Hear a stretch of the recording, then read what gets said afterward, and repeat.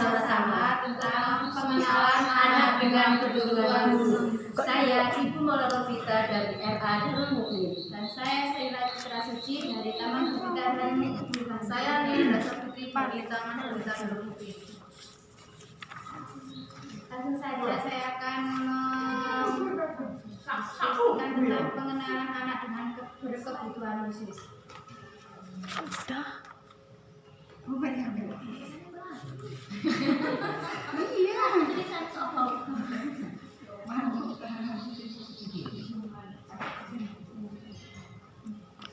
Yang pertama, pengertiannya yaitu anak yang berkebutuhan khusus itu adalah anak yang mengalami keterbatasan atau keluarbiasaan baik secara fisik, mental, intelektual, sosial maupun emosional yang berpengaruh secara signifikan dalam proses pertumbuhan atau perkembangannya dibandingkan dengan anak-anak lain yang sesuai dengan usianya. Pada intinya anak berkebutuhan khusus yaitu anak yang memiliki keluarbiasaan atau keterbatasan.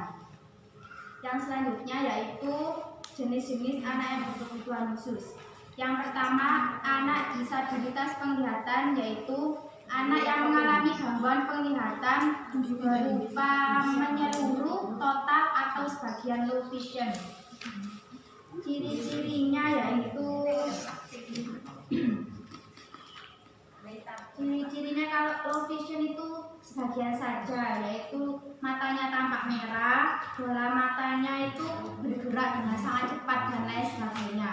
Untuk yang total, ciri-cirinya yaitu tidak mampu melihat cahaya dan kerusakannya pada kedua bola mata. Dan yang kedua yaitu anak disabilitas pendengaran, yaitu anak yang mengalami gangguan pada pendengarannya bisa secara total dan hanya sebagian saja. Ciri-cirinya yaitu tidak menunjukkan reaksi ketika si pendidik mengajak anaknya berbicara, tidak merespon apa yang dibicarakan oleh gurunya, tidak merespon ketika dipanggil dan lain sebagainya. Yang ketiga, anak disabilitas intelektual yaitu anak yang memiliki inteligensi yang signifikan di bawah rata-rata anak seusianya dan disertai dengan ketidakmampuan dalam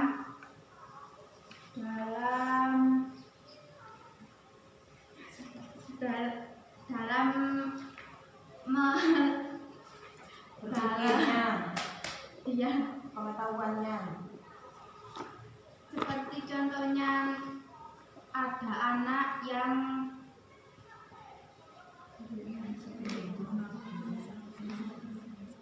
perkembangannya itu agak lambat dengan anak seusianya. Yang selanjutnya yaitu anak disabilitas fisik.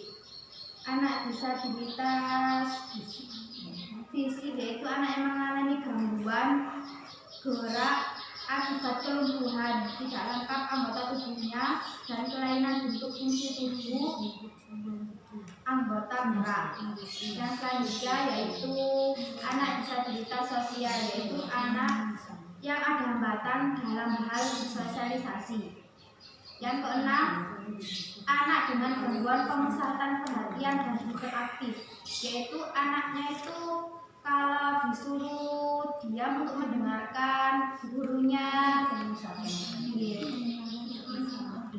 tidak bisa memusatkan perhatian. Seperti gurunya menjelaskan sesuatu, anak tersebut tidak bisa fokus ketika si pendidik menjelaskan, tidak bisa fokus, tidak diam. Terima kasih. Yang selanjutnya akan dilanjutkan oleh Bunia. Yang selanjutnya yaitu anak dengan gangguan spektrum autis, yaitu anak yang mengalami gangguan dalam 3 area dengan tingkatan berbeda-beda. Yang pertama yaitu kemampuan berkomunikasi, terus yang kedua bersosialisasi dengan orang lain kurang. Yang ketiga, pola-pola perilaku yang repetitif dan stereotipi. Yang selanjutnya yaitu anak gangguan ganda, yaitu anak yang memiliki 2 atau lebih gangguan sehingga diperlukan pendampingan, layanan, pendidikan khusus, dan alat bantu belajar yang khusus.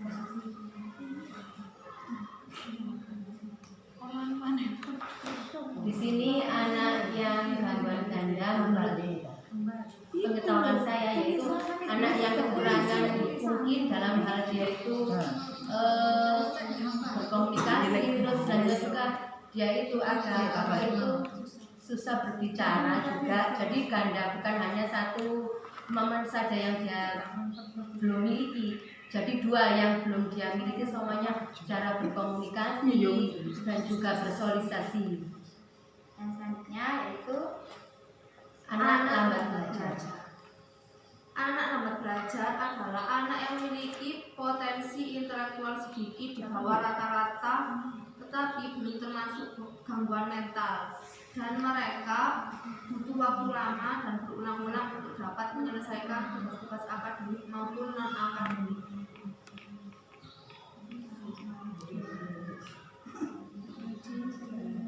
Yang nomor 10 yaitu anak dengan gangguan kemampuan komunikasi. Anak dengan kesulitan belajar khusus atau specific learning disabilities, yaitu anak yang mengalami hambatan atau penyimpangan pada 1 atau lebih proses psikologis dasar berupa ketidakmampuan mendengar, berpikir, berbicara, membaca, menulis, mengajar, dan berhitung. Yang nomor 11 yaitu anak dengan gangguan kemampuan komunikasi, yaitu anak yang mengalami penyimpangan dalam bidang perkembangan bahasa wicara, suara, irama, dan kelancaran dari usia rata-rata yang disebabkan oleh faktor fisik, psikologis, dan lingkungan, baik reseptif maupun ekspresif.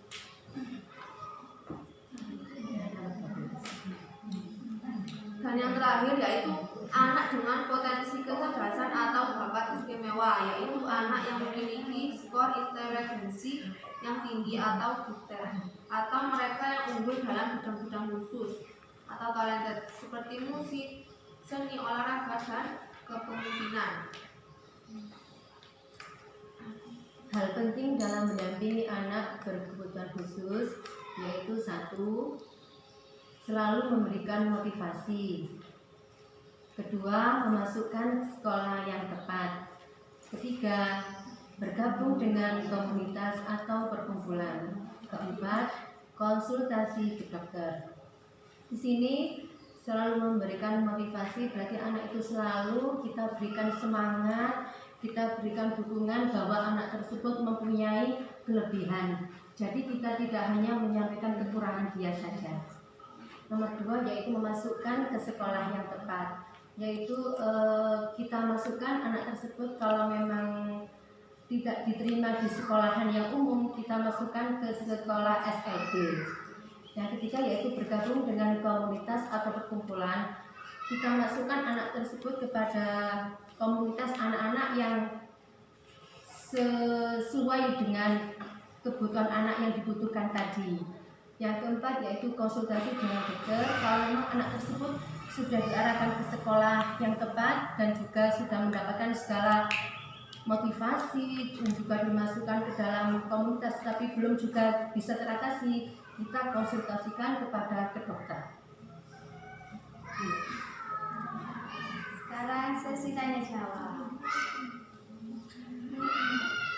Sekarang sesi tanya jawab, kira-kira kelompok bagaimana kemarin, coba kita yang memberi pertanyaan apa? Yaitu bagaimana cara Anda menyampaikan pembelajaran jika di sekolah tempat Anda mengajar makan. Baby harus tidak ibu pen. Sudah? Diulang Bu. Menyampaikan pembelajaran di sekolah tempat belajar Anda mengajar ada anak berkebutuhan khusus dengan gangguan komunikasi. Akan tetapi orang tuanya tidak mau menyekolahkan anak tersebut ke SLB dan tidak mau konsultasi ke dokter juga. Sudah. Monggo. Pertanyaannya bagaimana cara menyampaikan pembelajaran. Saya pernah mempunyai murid, dia kesulitan dalam berkomunikasi karena pendengarannya kurang 100%. Di sini saya memberikan pembelajaran hampir sama dengan mereka semuanya yang normal. Cuman ketika kita berkomunikasi dengan si anak, dia kita memperlambat gerak bibir. Jadi memperlambat bahasa dan memperjelas gerak bibir. Maksud saya seperti itu. Melafalkan. Ya, jadi ketika saya ngomong aku, nah seperti itu. Jadi kita tidak menggunakan bahasa isyarat, tapi kita berusaha untuk anak itu mau menirukan apa yang kita ucapkan.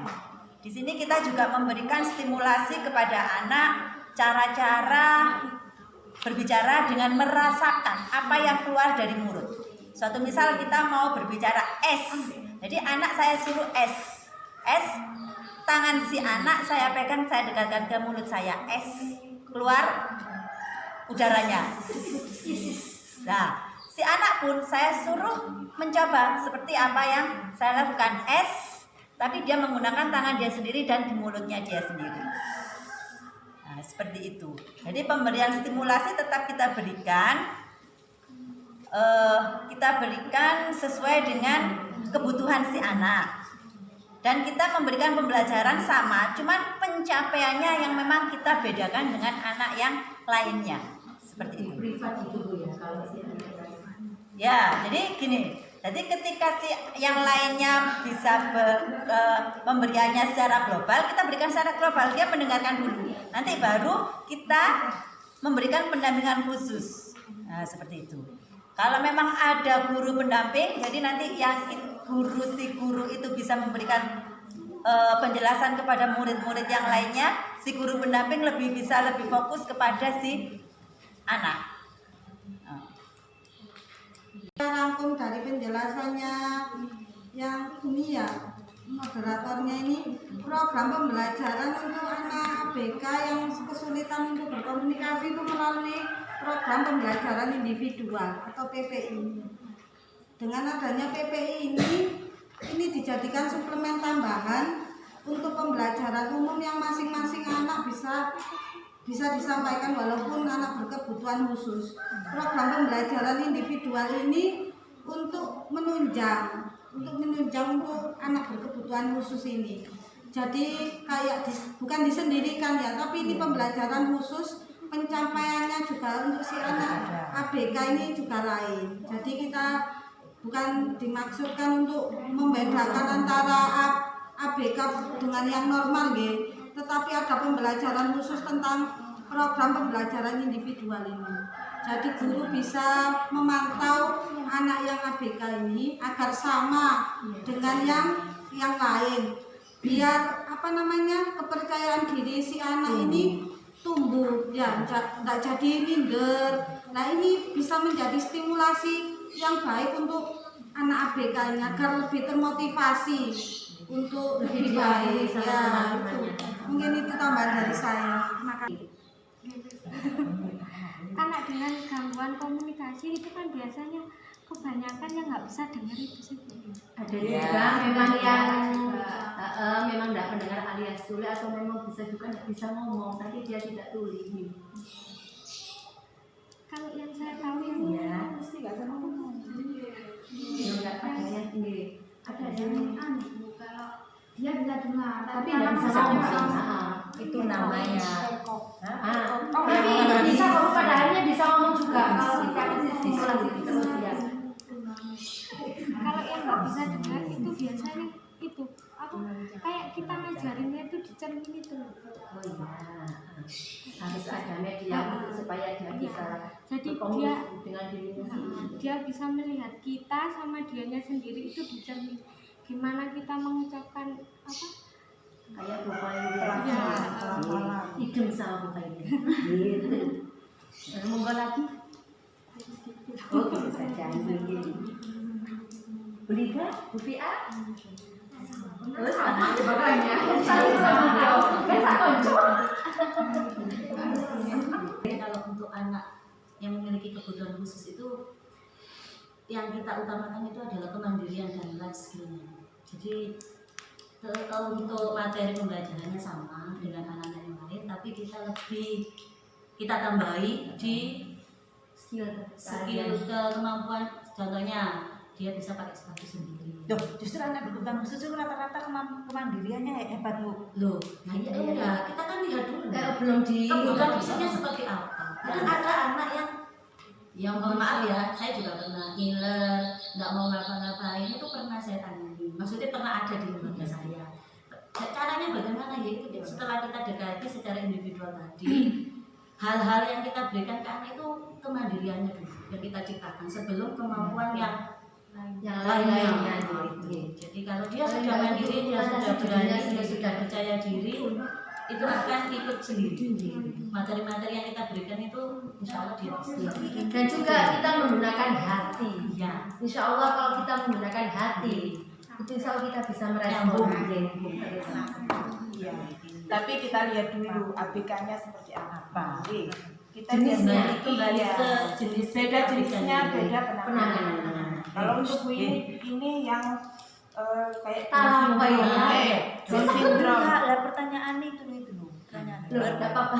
Iya, Ibu ini kan tadi Lo kan harus kalau kemandiriannya sama ini skillnya. Tapi ya kalau seperti Down syndrome memang kita harus bangkitkan dulu kemandirian sama lain lagi dengan pertanyaan dengan komunikasi itu tadi. Kalau di komunikasi memang saya setuju dengan Ibu itu tadi. Kita gunakan media kaca. Soalnya saya punya teman saya sendiri, dia anaknya juga tunarungu. Nah, dia itu pernah saya bawa ke Surabaya untuk dites pendarangannya sejauh mana. Ternyata dikasih suaranya pesawat kan lebih tinggi kan Bu ya. Nah, itu pun dia tidak respon. Nah, akhirnya sama dokternya di sana dia disarankan, Bu, kalau bicara coba di depan cermin. Nah, sampai sekarang pun kalau kita bicara seperti ini dia paham sudah. Gak perlu aku kate Rono, aku gak usah. Dia sudah paham sudah. Aku kate Rono, Bapak Endi ini sudah paham dia. Soalnya dari kecil dia sudah distimulasi lewat media kaca tadi. Nah, bicaranya pun dulu ibunya yaitu seperti Mbak Hoi tadi pelan. Lama-lama Sayang, ibu, bapak. Nah, dia pun pakai media cermin. Akhirnya sampai sekarang bicara pun seperti orang normal. Kalau orang nggak tahu, dia sepertinya bisa mendengar. Padahal sudah, terima kasih. Bunda tanya ya, ini pengetahuan baru buat saya. Media cermin tadi itu Iya.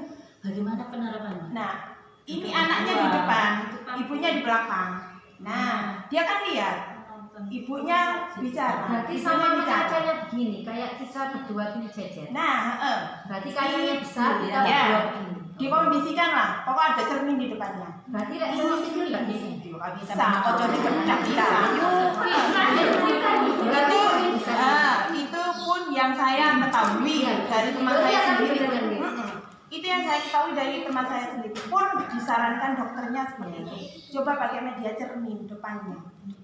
Ibu dia lihat ibunya melafalkan tiap hari. Iya kan? Tiap hari. Akhirnya dia bisa mengerti. Nah, stimulusnya seperti itu.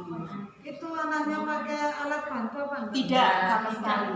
Kalau yang pakai itu kan mahal, otomatis kan dia kan sudah. Waktu itu yang saya bawa ke Surabaya berapa ya? 15 atau 10 gitu. Ya, lebih. Ya iya. Iya sayang. Terima kasih untuk jawabannya, sangat menarik sekali. Berarti kesimpulannya yaitu dengan cara memberikan stimulus yang baik dan media untuk penambahan kepada anak tersebut. Selanjutnya yaitu kesimpulannya